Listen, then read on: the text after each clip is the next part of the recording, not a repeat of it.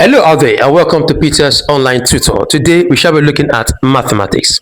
Now we have a question on the board. It reads, if log 32 base 2 minus log 27 base 3 equals log x over 5 base 4, then x is, now these are the options. So how do we solve this question? Let us go.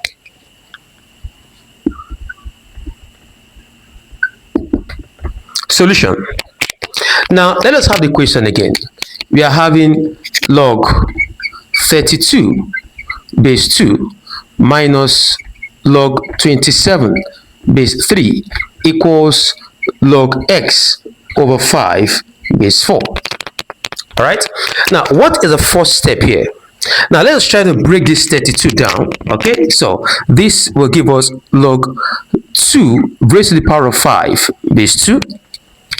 Right, now for 27 it becomes minus log 3 raised to the power of 3 base 3 equals log x over 5 base 4.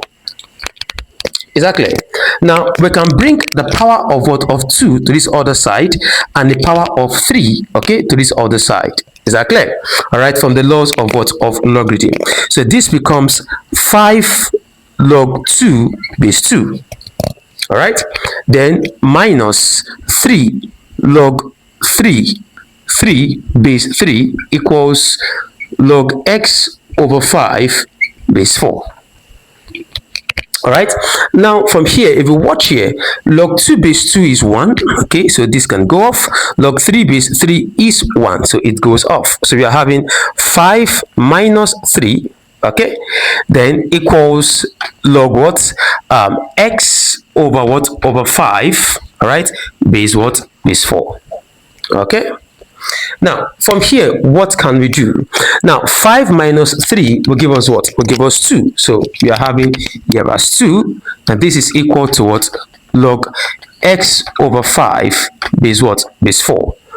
All right, now we can change this now from logarithm form to index form. So how do we do it?